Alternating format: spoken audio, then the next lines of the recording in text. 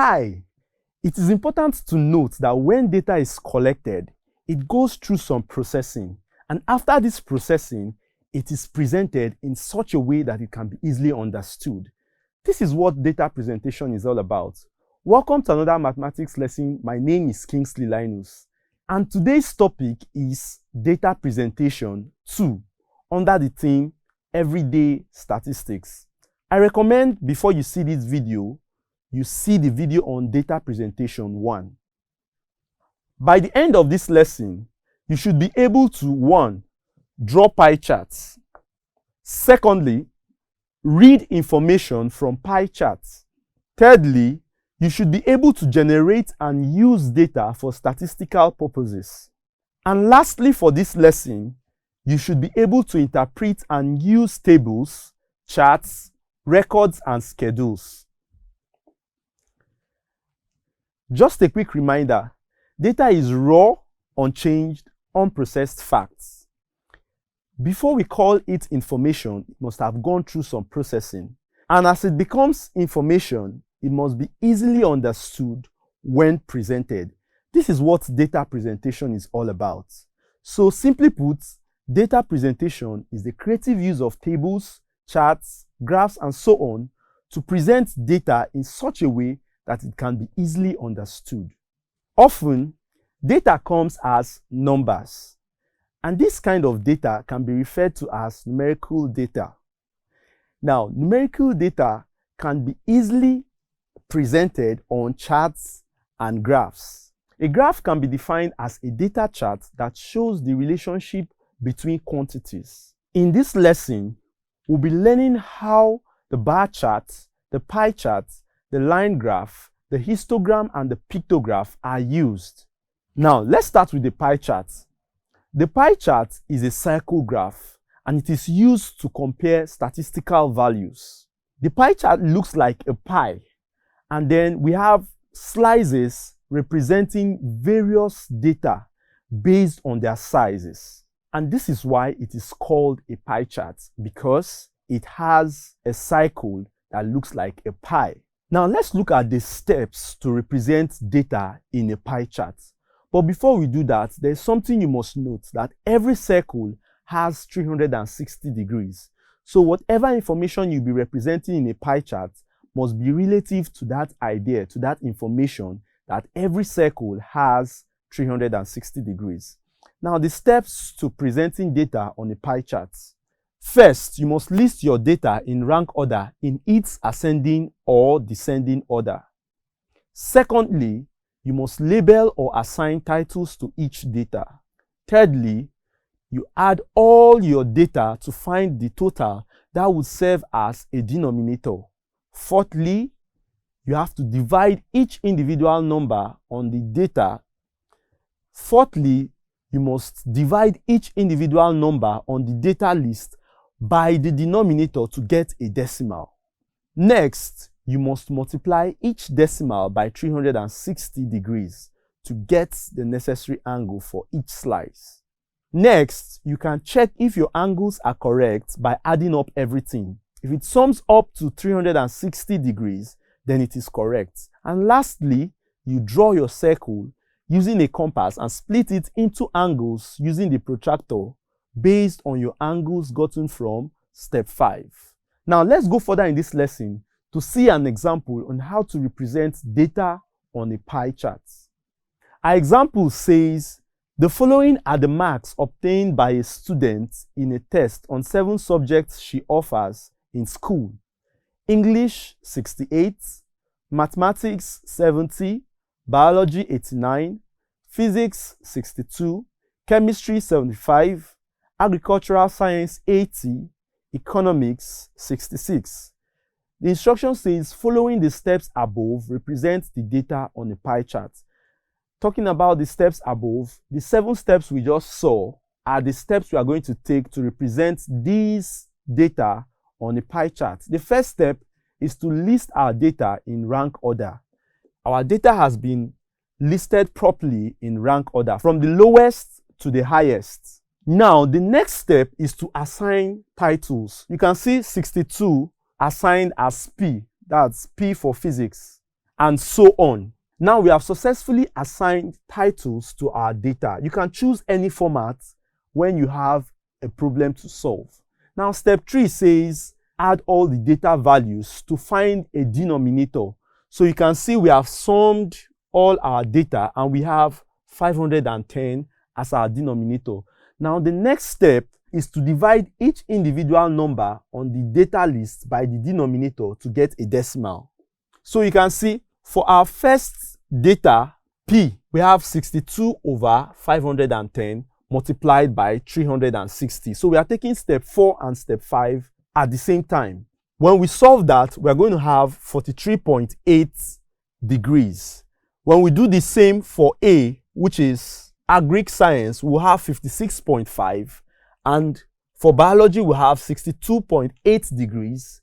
And we do the same for all other subjects. Now, if we add all our answers, it will sum up to 360 degrees. You can try that to be sure. Having done that, we can go ahead to use a compass and draw a circle like we have here. After drawing the circle, we can split the circle using a protractor into various angles like we have calculated. So for P, which is physics, we have 43.8 degrees. If you use your compass to measure this angle we have here, you realize that it is what? 43.8 degrees. So this is how we represent our data using a pie chart. I believe it is quite easily done. Having done that example, I have an exercise for you. I'd like you to pause the video and try your hands on this question.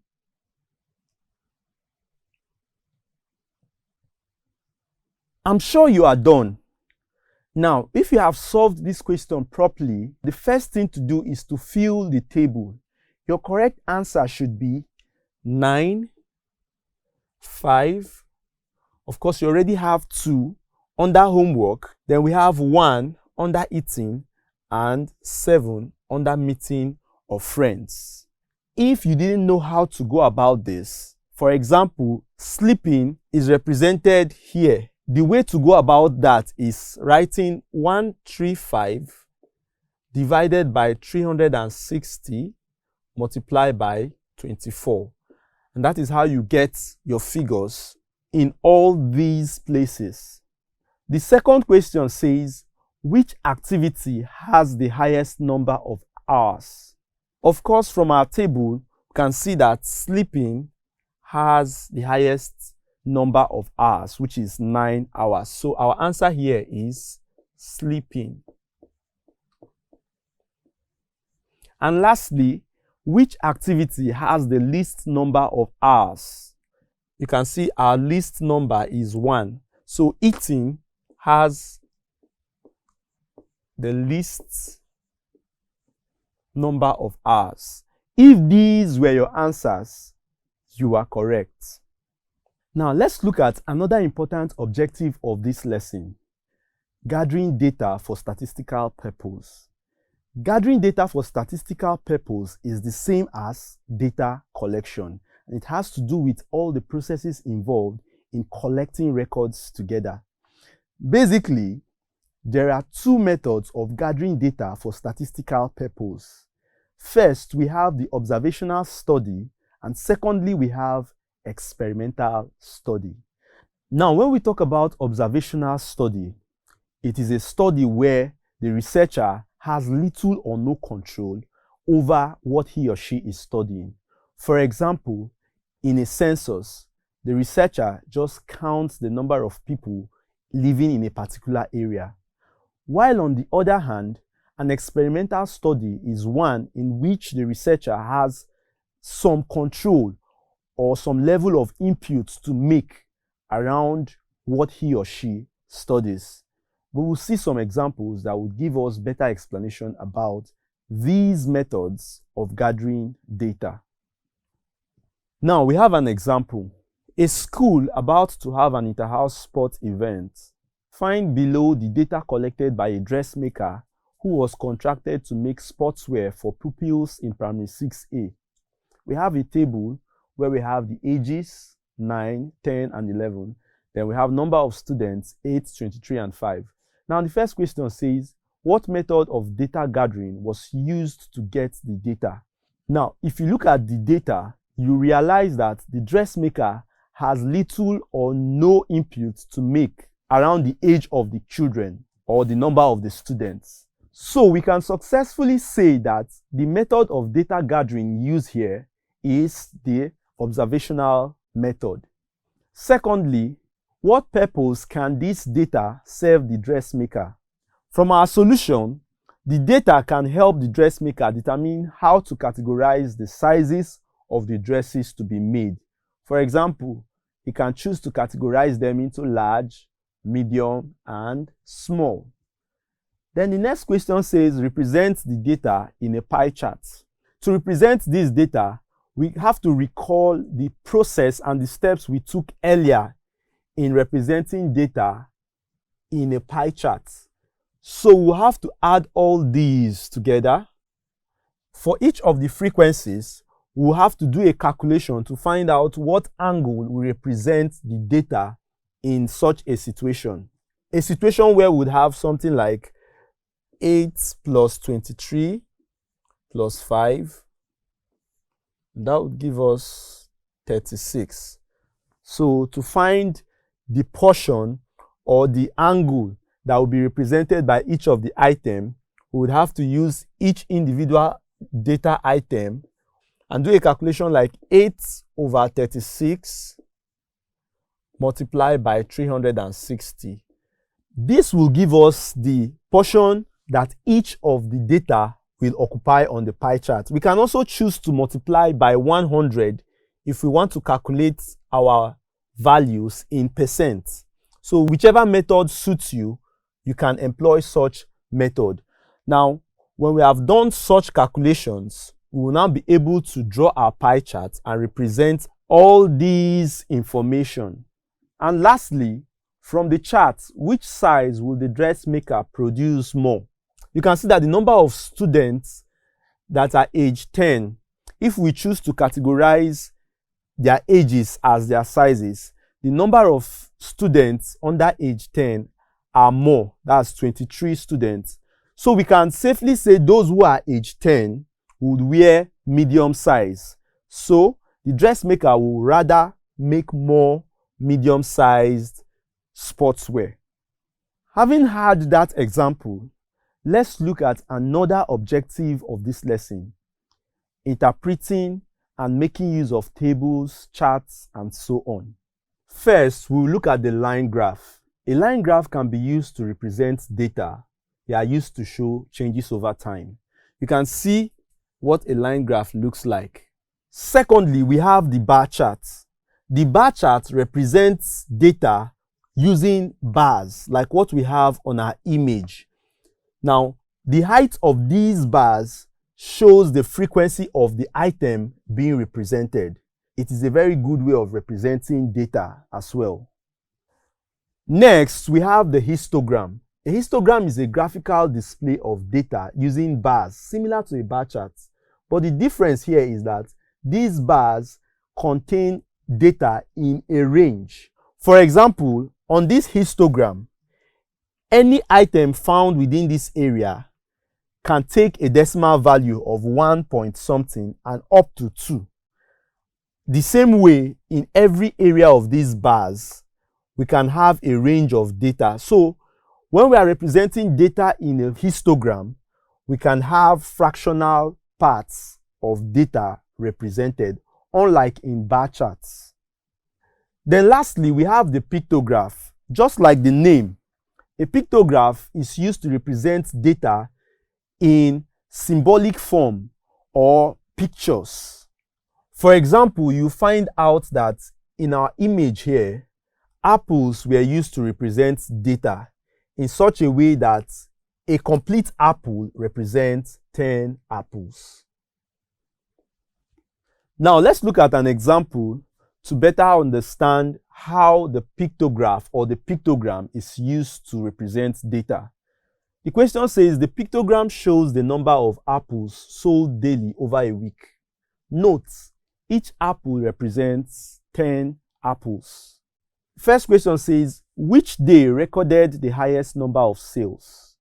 Now, from our pictogram, you discover that on Friday, we have 1, 2, 3, 4, 5, 6, 7 apples. So Friday is the day where the highest sales was recorded. That means 70 apples was sold on the Friday. The second question says, which day recorded the lowest number of sales? You can see that this is the day where we have the lowest number of sales. So the answer to that question is Wednesday.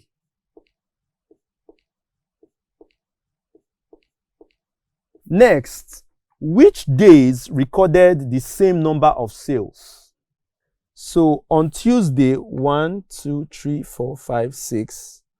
And then on Saturday, we also have 1, 2, 3, 4, 5, 6. So Tuesday and Saturday is our answer to this question. And lastly, how many apples were sold on Thursday? Now on Thursday, we have 1, 2, 3, 4, 5. 5 multiplied by 10 gives us 50 apples. So 50 apples were sold on Thursday. We have another exercise. We're going to do this together. The question says the frequency table below shows the number of students from 5 schools that belong to a geography club. We have our table showing us the data as it has been collected. Now, the first question says draw a bar chart to show the data. Now we're going to see how we can draw a bar chart. First, school A has 190 students. So we will locate the position where 190 is on the vertical axis. Now, our 190 should fall somewhere around here. So we can draw our bar charts.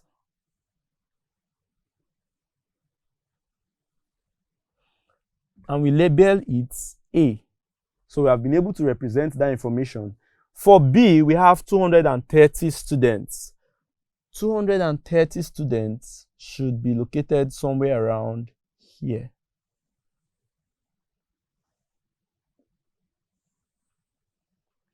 So we label this bar B.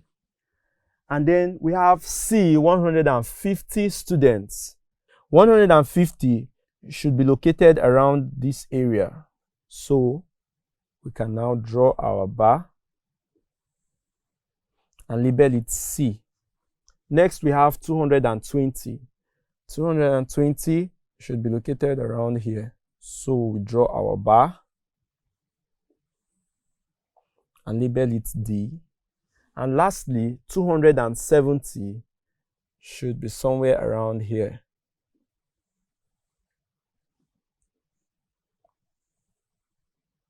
So we label this E.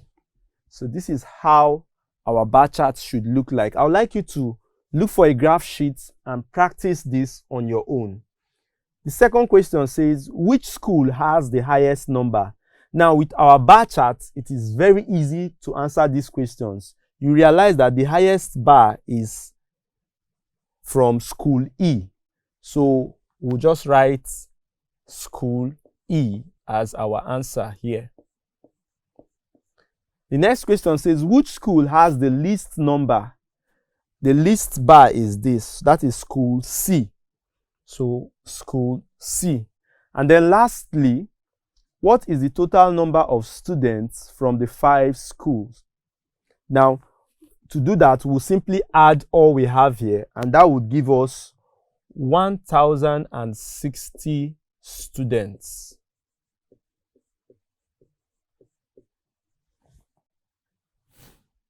Now, let's look at another exercise, but we'll be looking at it together.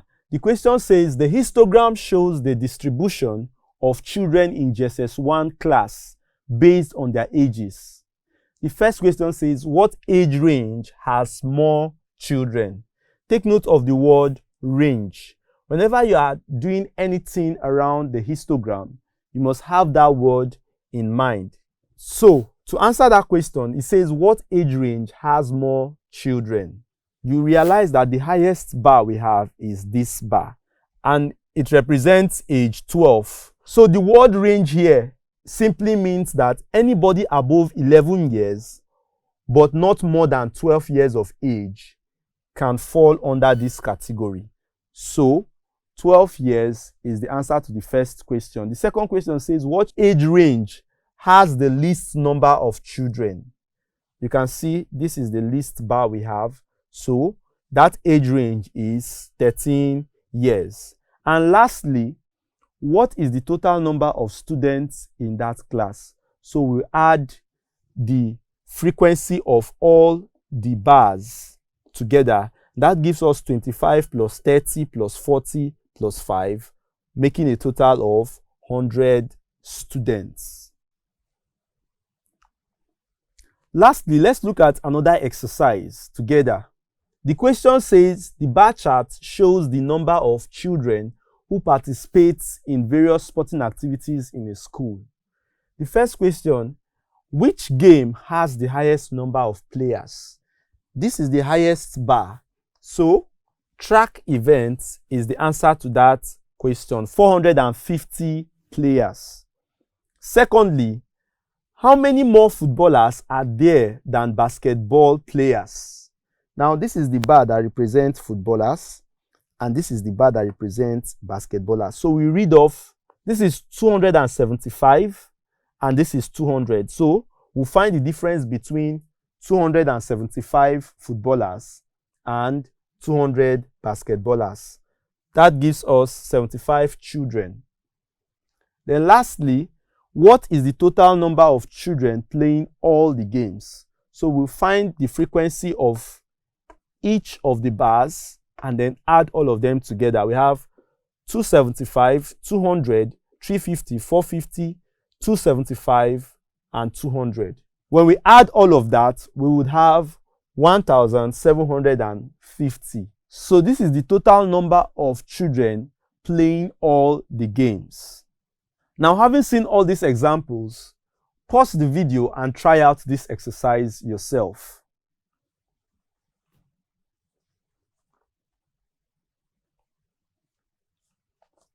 I'm sure you are done. The question says the line graph shows the number of pupils that arrived school early in a week. Use the line graph to answer the following questions. Question A, from the graph, draw a table of values. I'm sure you've done that already. Your values should be 150, 300, 375, 200, and 450. Next question says, which day had the least record of early pupils? You can see from our line graph that this is the lowest point, and that is a Monday. The next question says, which day had the highest record of early pupils? This is our highest point on this line graph, which is a Friday. So we have Friday. The next question says, what deduction can be made from the day with the highest record? Now, this particular place, we can differ in opinions, but for me, we can say that pupils were more excited to come to school on a Friday, possibly because they have sporting activities on that day, or they have one other reason that excites them to come to school on Fridays. Lastly, what prediction can be made about the day with the least record of early pupils? Now, from our data, you realize that Mondays have the least record of early pupils. Traffic can be a challenge, and there could also be other reasons why pupils are not excited to come to school on a Monday. Having learned this much, let's look at a summary of all we've learned today. First, we learned that data is raw facts or unprocessed records. Secondly, we learned that data presentation means expressing information in a manner that it can be understood.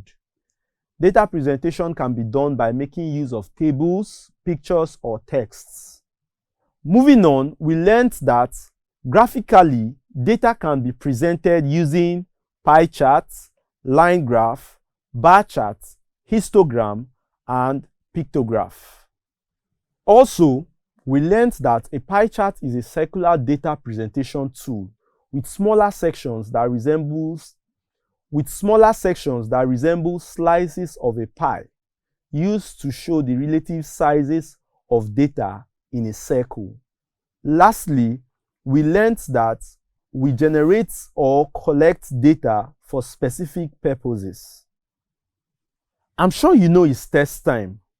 Let's look at some test questions. Question 1. A circular chart that represents data using slices that represent relative sizes of data is called a dash. A. Pie chart. B. Bar chart. C. Pictograph. D. Line chart.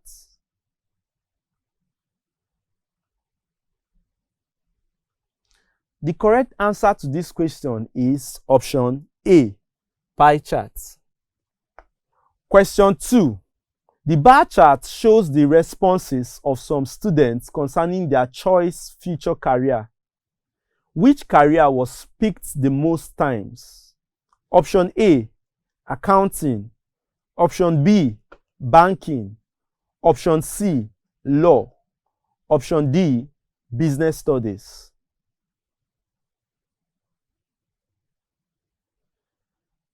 The correct answer is option D, business studies. This is where we come to the end of this lesson. Thank you for your time. Bye-bye.